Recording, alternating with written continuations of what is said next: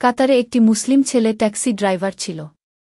যখন আমাকে কোথাও যেতে হতো, আমি সেই ছেলেটিকেই ফোন করতাম।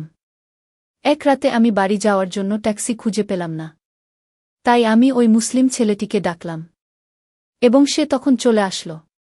পথে ভীষণ বৃষ্টি শুরু হলো, আর আমি তাই মুসলিম ছেলেটিকে বাড়িতে ডাকলাম। আমি ঘরের দরজা বন্ধ করতেই সে আমার সাথে এমন কাজ করল, যা শুনে আপনি ক্ষেপে যাবেন। কারণ যদি একজন অচেনা পুরুষ এবং একজন অচেনা নারী একা থাকে, তবে তাদের মধ্যে তৃতীয়জন বলতে থাকে শুধুমাত্র শয়তান। এটা একেবারেই সত্য। একজন অচেনা পুরুষের সাথে আমার জীবনে যখন এমন মুহূর্ত এলো, তখন সবকিছু শেষ হয়ে গেল। আমার দুনিয়াকে দেখার দৃষ্টিভঙ্গি বদলে গেল, এবং তারপরে আবার পুরো জীবনও বদলে গেল। এত বৃষ্টি হচ্ছিল যে সামনের রাস্তাটাও দেখা যাচ্ছিল না। আমি ট্যাক্সি ড্রাইভারকে বললাম যেভাবেই হোক আমাকে বাড়িতে পৌঁছাতে হবে। আমরা যেখানে ছিলাম সেখান থেকে আমার বাড়ি অনেক দূরে ছিল, এবং খারাপ আবহাওয়ার জন্য আমি খুব চিন্তিত ছিলাম। ট্যাক্সি ড্রাইভার সম্ভবত খুব ভালো মানুষ ছিলেন। বললেন, চিন্তা করবেন না ম্যাডাম, আপনাকে বাড়ি নিয়ে যাওয়ার দায়িত্ব আমার। সে সামনের আয়না দিয়ে আমার দিকে তাকাল, এবং আমাদের চোখ মিলিত হওয়ার সাথে সাথে সে তার চোখ অন্যদিকে সরিয়ে নিয়েছিল। মনে মনে আমি প্রার্থনা করছিলাম, রাতের এই সময়ে যেন ভালোভাবে আমি বাড়িতে পৌঁছাতে পারি। আমি আমার অফিসের বাইরে 3 ঘন্টা ধরে দাঁড়িয়েছিলাম, কিন্তু কোনো ট্যাক্সি ড্রাইভার আমাকে বাড়ি নিয়ে যাওয়ার জন্য রাস্তায় যেতে প্রস্তুত ছিল না। কারণ প্রবল বৃষ্টি হচ্ছিল এবং আবহাওয়ার কোনো নিশ্চয়তা ছিল না। অনেক রাত হয়ে যাওয়ায় আমি পুরোপুরি চিন্তিত ছিলাম। বাধ্য হয়ে আমি আমার মোবাইল থেকে ট্যাক্সি ড্রাইভারের নম্বর ডায়াল করলাম, যে একজন মুসলিম ছেলে ছিল। যখনই আমাকে কোথাও যেতে হতো আমি তাকে ফোন করে আমার বাড়িতে ডেকে নিতাম, এবং আমি যেখানে যেতে চাইতাম সেখানে সে আমায় অনেকটাই সস্তায় পৌঁছে দিত। এবার বাড়ি যাওয়ার জন্য আমার কাছে আর কোনো রাস্তা ছিল না। তখন অসুবিধায় পড়ে আমি তাকে ফোন করলাম। আমি ভাবতে পারিনি যে এই আবহাওয়ার মধ্যেও আবার একটা ফোনে সে চলে আসবে। সে বলল, আপনি 10 মিনিট অপেক্ষা করুন, আমি আমার বাড়িতে আছি, আপনার কাছে যাওয়ার জন্য বের হচ্ছি। আমি সত্যিই অবাক হয়েছিলাম। যে ব্যক্তি এমন খারাপ আবহাওয়ায় বাড়িতে শান্তিতে আছে, সে কেন আমার জন্য নিজের শান্তি ছেড়ে আসছে? এমন ঠান্ডা বৃষ্টিতেও দাঁড়ানো আমার জন্য কষ্টকর হয়ে উঠেছিল, কিন্তু বাধ্য ছিলাম। আমাকে 10 মিনিট অপেক্ষা করতে হয়েছিল। প্রায় 15 মিনিট পর সে এসেছিল। তাকে দেখে আমার প্রাণে প্রাণ এলো।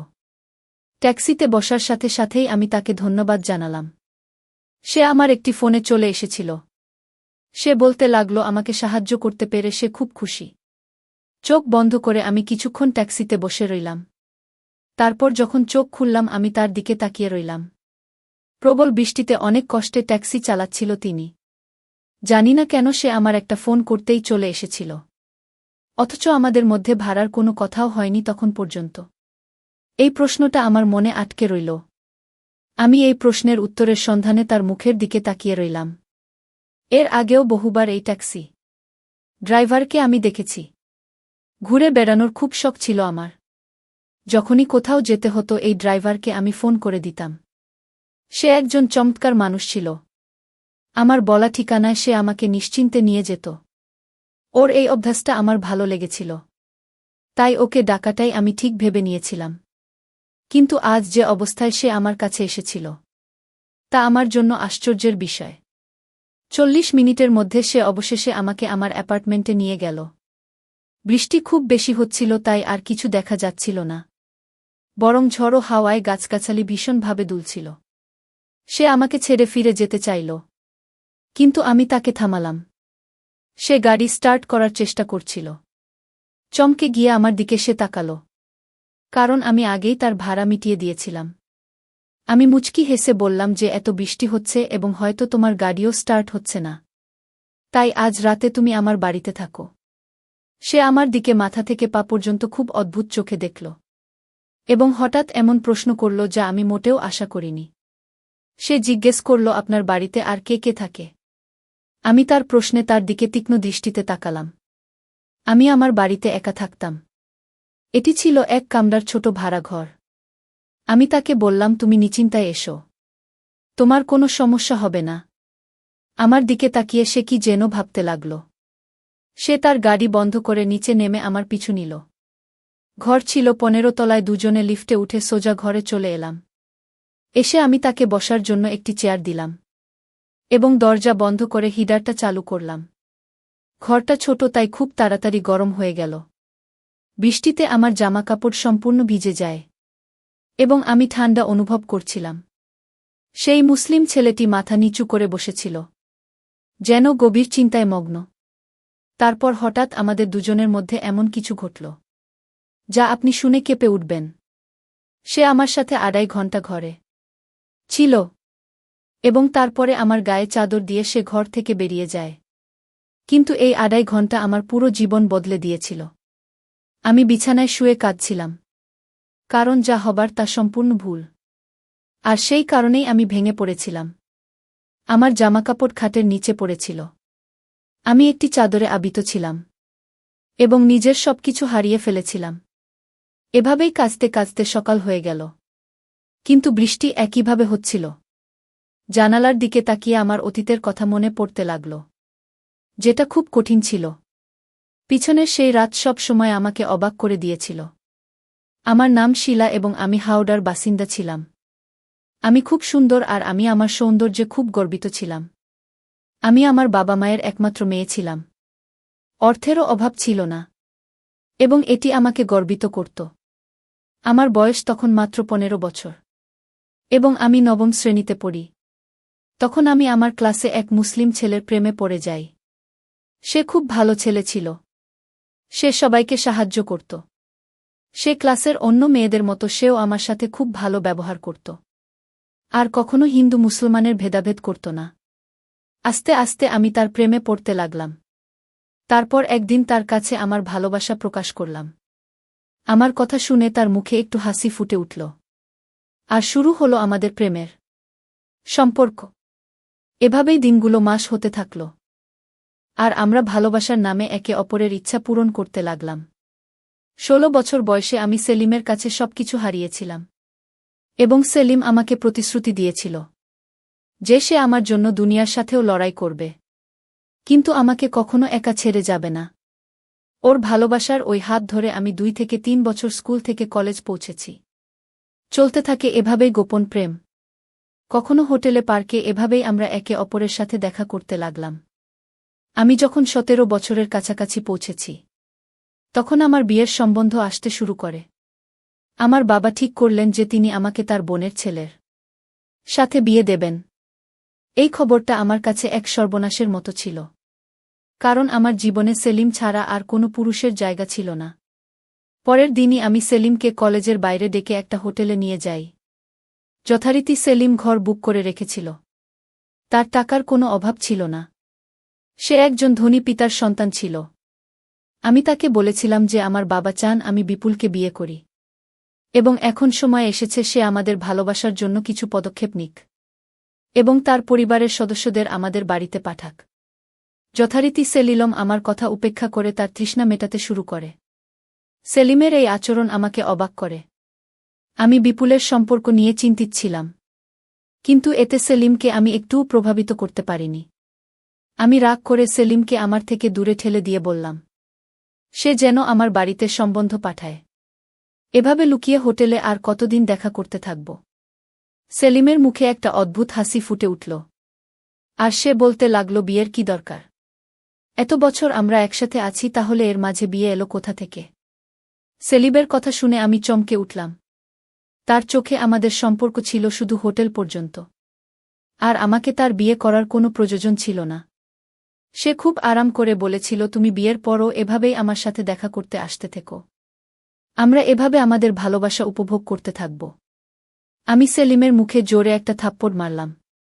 আমি তার কাছ থেকে এটা আশা করিনি। আমি তার জন্য সবকিছু ত্যাগ করেছি, কারণ আমি তাকে বিয়ে করার আশা করছিলাম। কিন্তু সে খুব বাজে লোক। আমি তাকে থাপ্পড় মারার সাথে সাথে সে রেগে গিয়ে আমাকে 2 হাতে ধরে ঝাঁকিয়ে বলল যে তার কাছে আমার অনেক ভিডিও আছে আর আমি তার কথা না শুনলে সে আমার বাচ্চা দায় করে দেবে। পকেট থেকে মোবাইল বের করে আমাকে ভিডিওগুলো দেখাতে লাগল। নিজের ইচ্ছায় আমি যেন তার হাতের খেলনা হয়ে উঠেছিলাম। আমি ভাবতে পারিনি যে সে দেখা করার সময় প্রতিবার আমায় নিয়ে ভিডিও করেছে, যার মাধ্যমে সে সারা জীবন আমার সঙ্গে এভাবেই কাটাতে চাইবে। আমি কিছু বুঝতে না পেরে হোটেল থেকে দৌড়ে বেরিয়ে এলাম। কোনো রকমে কাঁচতে কাঁচতে বাড়ি পৌঁছালাম। আমার হুঁশ ছিল না। আমার অবস্থা দেখে পরিবারের সদস্যরা ভয় পেয়ে যায়, কিন্তু তাদের বলার মতো কিছু ছিল না আমার কাছে। 3 দিন আমি ঘরে নিজেকে বন্ধ করে রেখেছিলাম, কিন্তু ওই 3 দিনে সেলিম ফোন করে আমার বাচ্চা দায় করে দিল। বারবার সে আমায় দেখা করতে বলেছিল। আমি ভালো করেই জানতাম কেন সে আমার সাথে দেখা করতে ডাকছিল।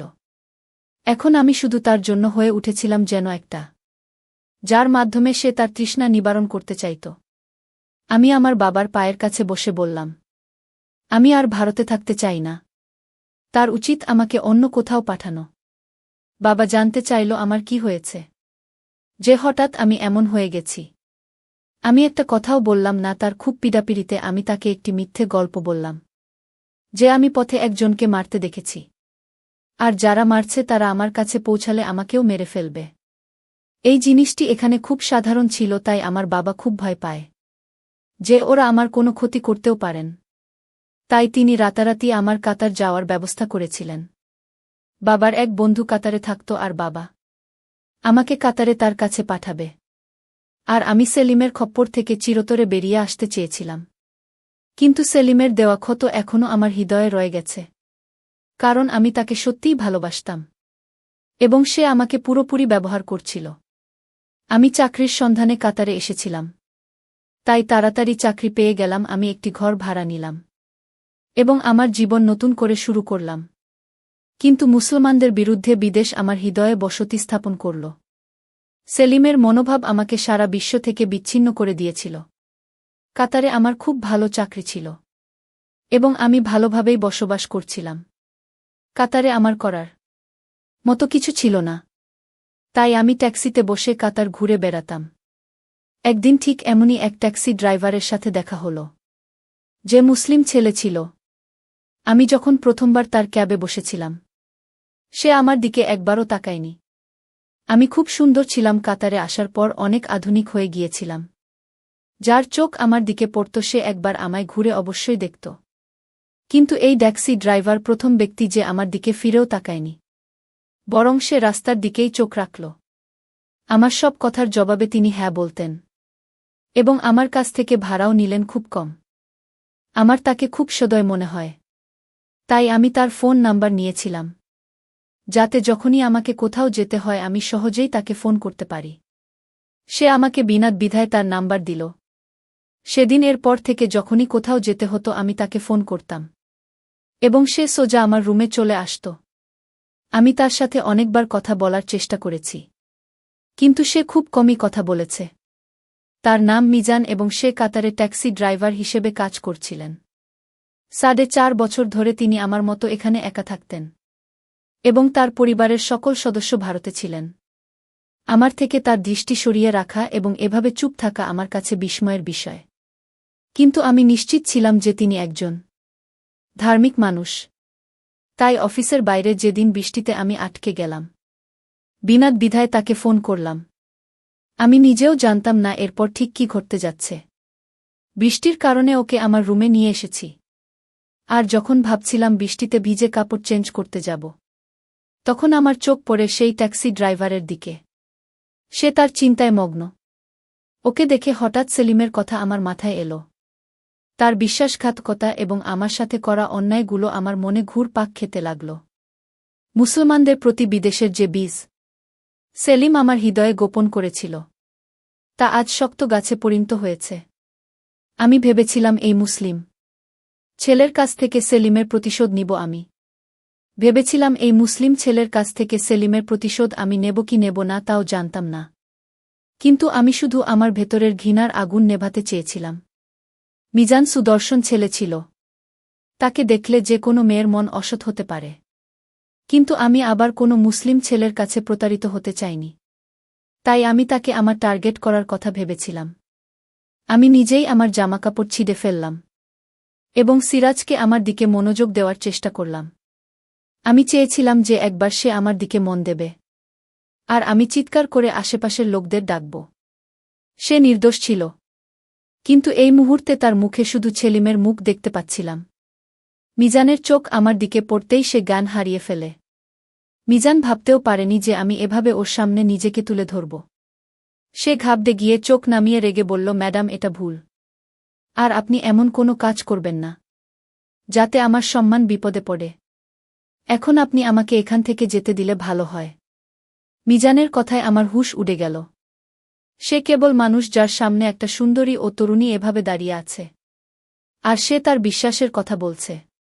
আমি মিজানকে একবার আমার দিকে তাকাতে বললাম। আমি নিশ্চিত ছিলাম যে সে চোখের পলক ফেলতে ভুলে যাবে। তিনি বলতে লাগলেন, একজন অচেনা নারীকে এভাবে দেখা তার চোখে অপরাধ। আর সে কোনো অবস্থাতেই এত বড় অপরাধ করতে চায় না। আমি প্রেমের ভান করতে লাগলাম। কারণ সেলিম আমাকেও এই ফাঁদে ফেলেছে। আমি ভালোবাসার নামে সব ভুলে গিয়ে নিজের শরীরের চুক্তি করে বসেছিলাম। এখন আমি মিজানের সাথে একই খেলা খেলতে চেয়েছিলাম। কিন্তু সেই মুহূর্তে আমার হুঁশ উড়ে গেল। যখন মিজান বলল, আমি যদি তার সঙ্গে থাকতে চাই, সে তবে আমাকে বিয়ে করতে রাজি।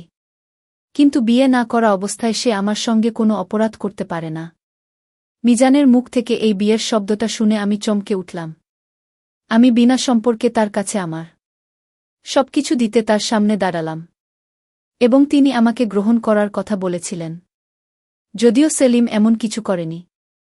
তারপর সে সহজেই আমাকে বিয়ের নামে বোকা বানিয়ে পালিয়ে যায়। আমার চোখ থেকে আপনা আপনি জল ঝরতে লাগল।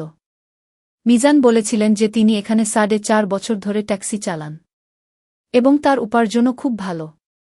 আমি যদি তাকে বিয়ে করতে চাই তবে আমাকে আমার ধর্ম পরিবর্তন করতে হবে। আর তখন সে সুখে আমাকে তার ঘরে সম্মান করে নেবে। মিজানের দৃষ্টি তখনও সে আমার দিকে একবারও তাকায়নি। আর এই কথাটাই আমার হৃদয় ভেঙে দিয়েছে।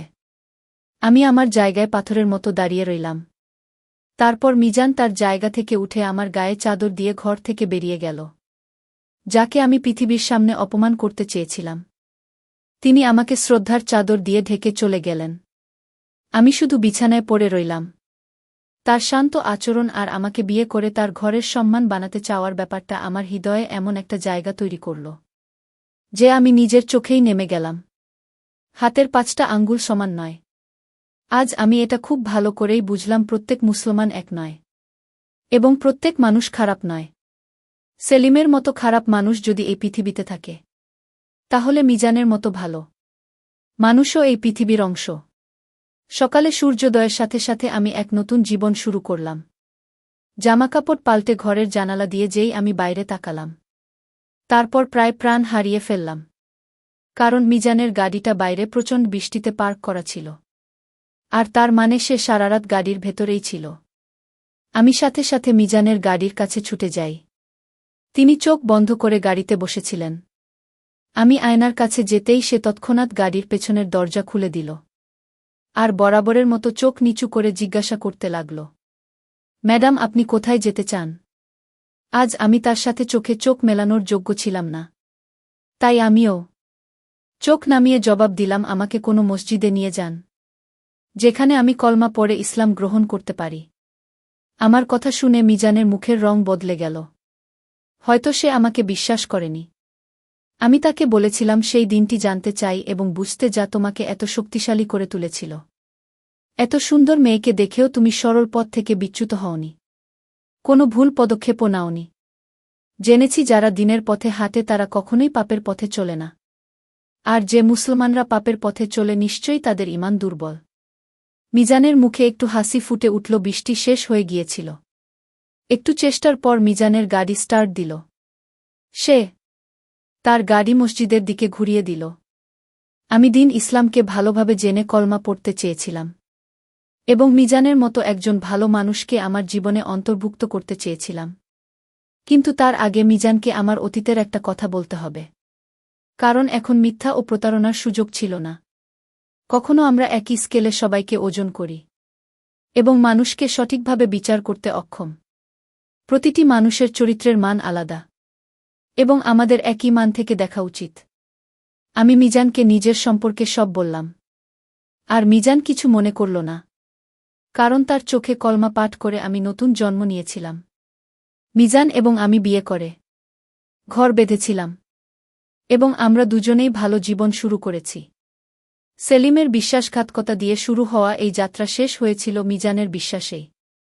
গল্পটি যদি আপনাদের ভালো লেগে থাকে তাহলে লাইক, কমেন্ট, শেয়ার ও সাবস্ক্রাইব করে পাশেই থাকবেন। ধন্যবাদ সবাইকে গল্পটা শোনার জন্য।